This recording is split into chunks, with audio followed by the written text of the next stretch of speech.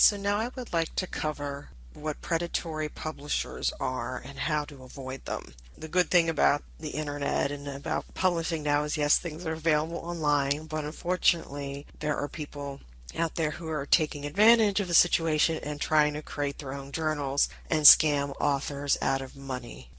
I will be covering in this tutorial tips on what to watch out for and resources for determining whether a publisher is legitimate or predatory.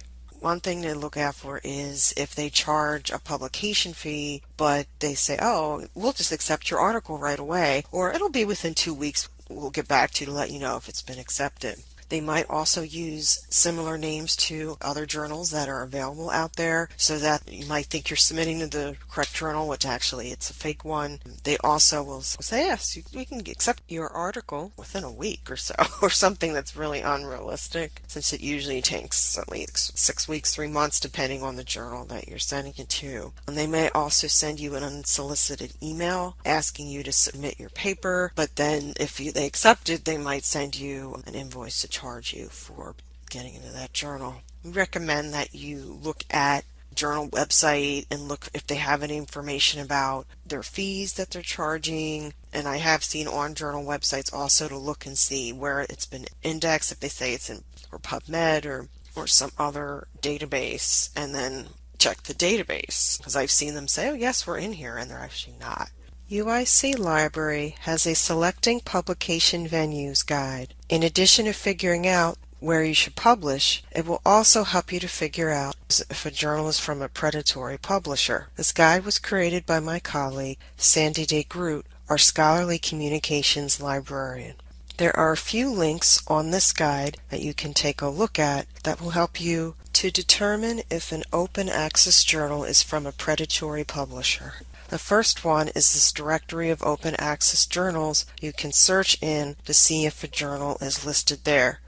Another place to take a look at is Open Access Scholarly Publishers Association, and they have a list of all the members that you can take a look at. Also on their website is Principles of Transparency and Best Practice in Scholarly Publishing, and they have some information on that may be helpful to you.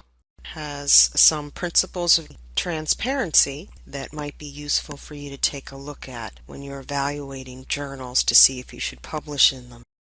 It gives suggestions in terms of things to look for, such as the peer review process, ownership and management, conflicts of interests, and other kinds of things to think about. Another resource definitely worth knowing about is called Think, Check, and Submit. This has good tips on what you should be thinking about when looking for a journal to publish in. They also have a checklist that you can click on to take a look at. And this is just some really nice, it looks like it'll just fit on a page for you for some other things to think about for when you're submitting an article. I highly recommend this website. Finally, a library resource that might be helpful to you is a database called Ulrichs.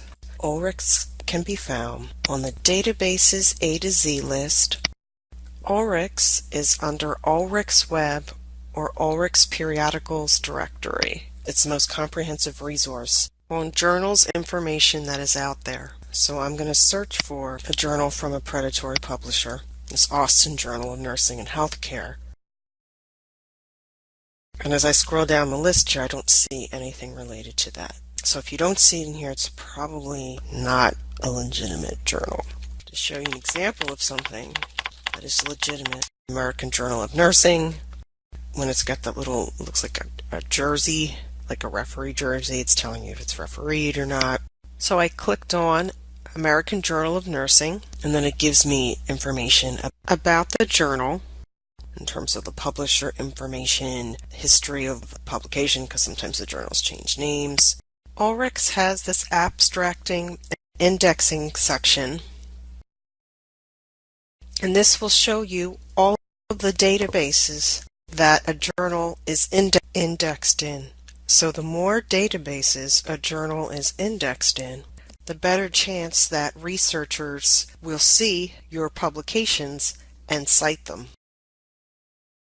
If you have any questions, you can contact me or my colleague, Sandy D. Groot, our Scholarly Communications Librarian. Thank you.